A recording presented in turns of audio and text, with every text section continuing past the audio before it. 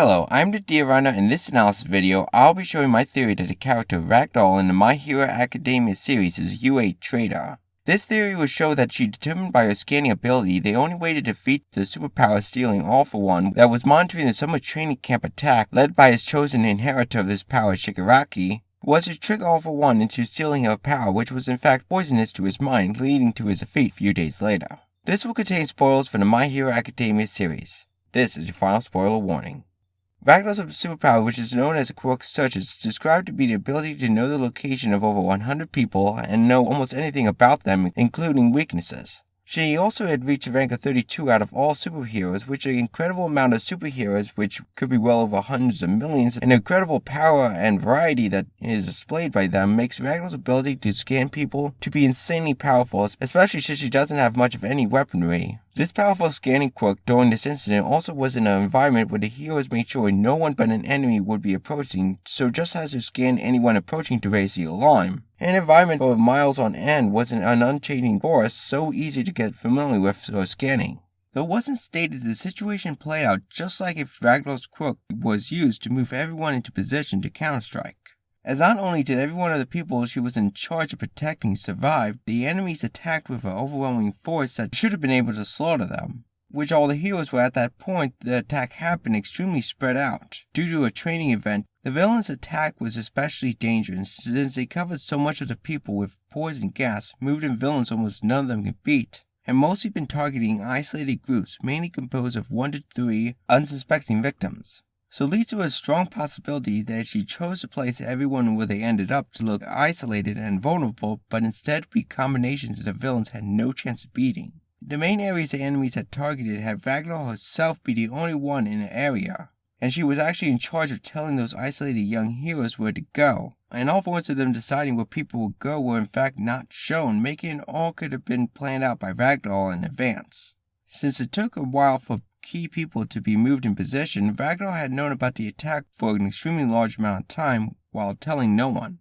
Looking at each of the battles that happened can easily show extreme manipulation of each scenario. Looking at how the gas attack was thwarted, the hero Momo was the only one that could create an effective way to stop the many students from dying by the poison gas by the means of gas masks that she can create from a quirk being handed out quickly within minutes to all the students in the affected areas. As the Class 1A students, which Momo is a part of, was sent out in groups one at a time with about half one sent out. Had an about 50% chance Momo wouldn't be anywhere near where she needed to be. But only a limited portion of the child the group followed was actually attacked by the poison gas, therefore she not only needed to be sent out to the general area, but be sent out in about exactly the turn she was sent out in, with probable fine adjustments to her position by Ragdoll's influence, to be on a portion of the trail that she was able to reach everyone quickly before the gas kills them, which drops the chance far too low to even be considered an accidental possibility. Which only realistic way that could have happened if someone foresaw this attack and tricked Momo to head to that particular area.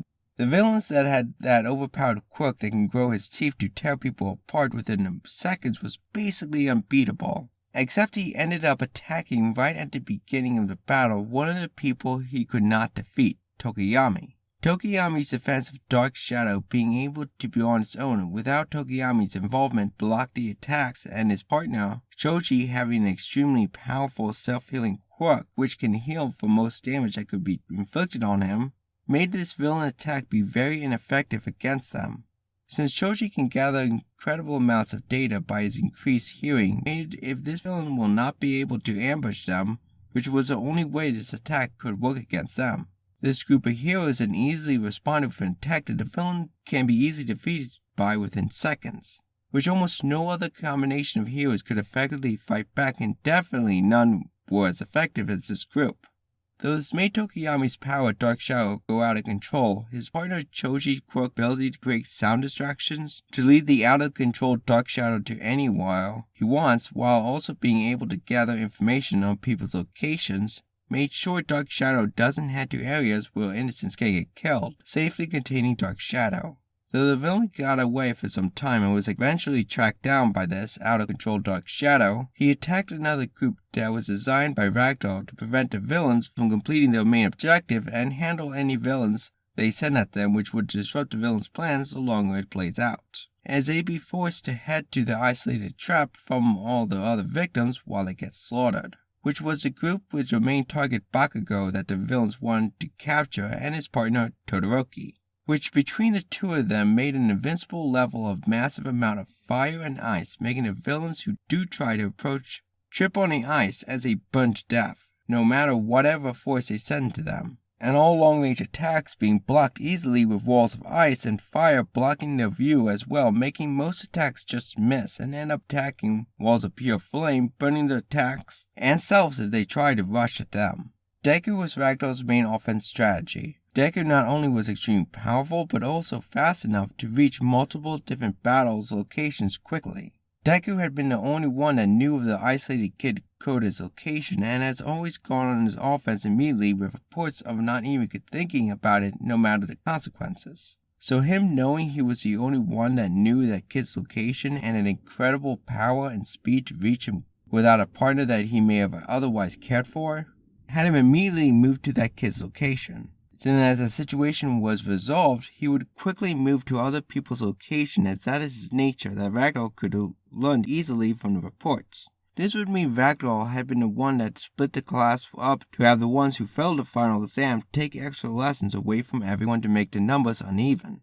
To have one of the normally two-person groups only have one person, which Ragdoll chose that person sent out alone would be Deku. And the heroes sent away to the extra lessons were too slow and basically demonstrated most would likely just follow orders and avoid combat, heading to the areas they were all meeting up instead of attacking like Deku did, which also made the heroes look weaker with the reduced numbers while being strategically placed around to be the most effective against the villains. Looking at the very suspicious, very powerful rampaging Nomu, when just about to kill, was called off suddenly just before it would kill them by Dabi, who had twice with him due to a casual conversation about calling back the Nomu when they didn't hear the Nomu at that time. Obviously indicates that the Nomu was being monitored and would not be allowed to kill, and with Ragdoll's ability to scan people and get all types of information about them meant she had determined the traitor in the League of Villains in that group of villains. For Toga and Dabi's scenarios, I have already made 2 videos that show these 2 villains did not intend to harm anyone during this. And the Dabi is a traitor theory, and the one with the drawing title for most fans, Toga is not a psycho killer theory. If you still think they are loyal, then Dabi was obviously holding back most of their powers to just taunt the heroes with how easily he could have killed them. And since was the only one going on offense in that group through the near-perfect clones of Dabi made by twice, there will be no deaths, which is something that Ragdoll can figure out by scanning him, with Quirk's such power of learning all types of information about them. And Toga's mental state strongly showed she constantly wastes opportunities to defeat the victims, as it instead tries to make friends and sexual advances leading to a quick defeat against the 2 opponents that were very skilled in restraining opponents close range, while Toga will prefer to go close range with a small knife or needle, which all of this could have been learned by scanning by Ragdoll that said she can learn almost anything about them. There were 2 villains that battled the 3 very competent pro superheroes from the Wild Pussycats, which is Ragdoll's team, which ended up just a normal straightforward combat her very competent team handled and required no extra support. That covers every group and shows that they were perfectly positioned to counterstrike the villains in the way Ragdoll's Quirk would have done. While Ragdoll was right where she needed to be, so she could have been the only one giving out orders to people, moving them into position. But looking closer shows a very, very suspicious choice of positions to send to the heroes who can gather battlefield information safely to plan on their own, which are the 4 members Jiro, Higakure, Koji, and Shoji. With Higakure's invisibility would have a run around on the battlefield undetected, being knocked out by the gas. Jiro's ability to hear the location of everyone and know the exact location of sounds she detects being knocked out by the gas. Choji's similar ability to Jiro having to completely devote his efforts to containing Dark Shadow. And Koji, who has the ability to talk to animals to gather intel, being paired with Ida's, who in control commanding personality and follow the rules persona, obviously want to follow the retreat order, being paired with Koji. Had Ida easily controlled this very nervous and easily will not resist a commanding person orders Koji, if there was any intel gathering people in the class 1B, they obviously were knocked out by the gases, none of them that managed to keep awake despite any forms of intel gathering. This made only Ragdoll herself would have been able to gather intel effectively. to plan across the battlefield, but such intel gathering with how thoroughly they pushed back the enemies could have been used to counter-strike the very weakened enemies, but wasn't. Meaning Ragdoll had saw this opportunity and instead decided to destroy the hero's ability to use it, which would mean Ragdoll did not want them to see something. Combining that with Ragdoll chose not to alert anyone to the upcoming attacks means Ragdoll was planning something that she didn't want anyone else to know about. Ragdoll not only was there for defense, but the entire summer training camp was dependent as they were having the students push the limits of their powers so much that they end up increasing their power. But with the 40 students with massively different powers, obviously many of them would end up, if they tried to do that, cause severe adverse reactions that could potentially kill them if their quirk weaknesses were not known, which Ragdoll specifically said she can determine weaknesses by scanning them. So she obviously is the only one that could have guaranteed this way of training wasn't suicidal, and likely is sent to UA to evaluate every student as they enter to greatly increase the effectiveness of training to have the school be one of the top hero academies. UA has made themselves stand out using the other superhero recovery girl who has incredible almost heal any injury plus perfect medical skills, allowing UA to get away with pushing the safety limits far more than in most schools. Looking at what the pro superheroes said Sabotage did, the pro superheroes in control of the summer training camp event never did say that someone told the enemies where they were.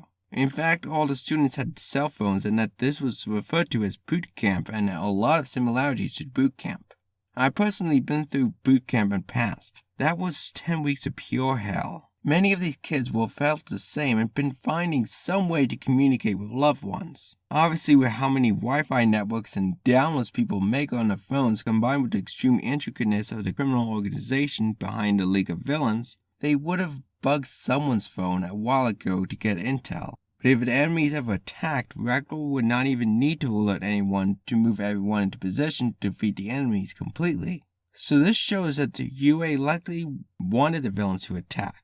But this time they won't be caught off guard like they were the first time, and will be ready for them for whenever the villains decide to attack, as long as Ragdoll was around. Which UA probably planned to keep Ragdoll around from now on until the force that is going to attack eventually is beaten by strategies. But suddenly she was defeated in a highly suspicious way, making them scramble to find out who among the ranks caused this great loss that will likely lead to the UA losing its prestigious position, as it is not able to evaluate the students like they did before unless they find a replacement and cripple their entire strategies to combat the League of Villains that likely will attack again, not that far in the future. After a few days of All For One having a quirk search in his body, All For One started making critical errors and had shown an unusual amount of smiling, which Ragdoll had always displayed an unusually happy smile throughout her being shown when she had her powers. You can see at the end of Season 3 when All Might and All For One talked,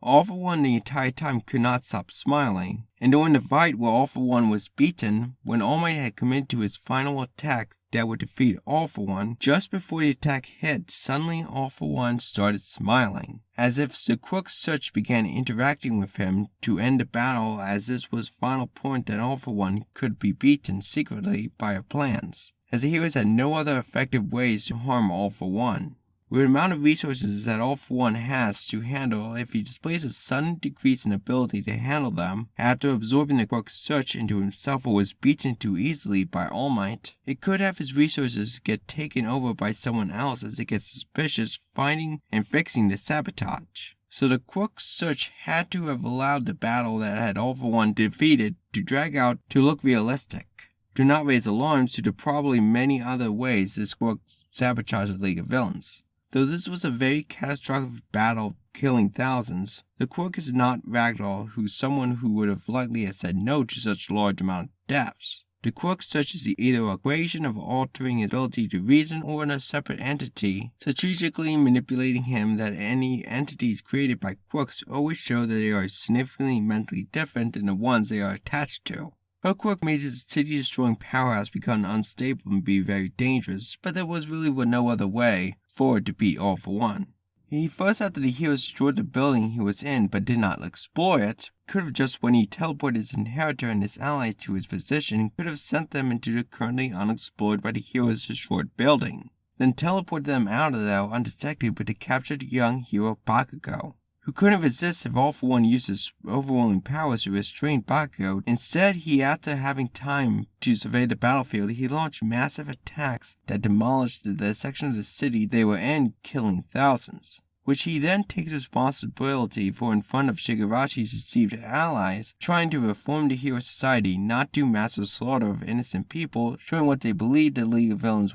is a lie, which completely was solidified when Shigaraki, obviously in his emotional state, calls All For One master, which shows there was no way Stain, whose ideology of reforming the hero system they thought they were following, would ever support this, the League of Villains. All For One then showed he has the ability to take and transfer quirks around and demonstrate the ultimate power that is able to come from that. Then strongly implies he will transfer this quirk to Shigaraki, eventually in front of a large amount of witnesses, including all of Shigaraki's group,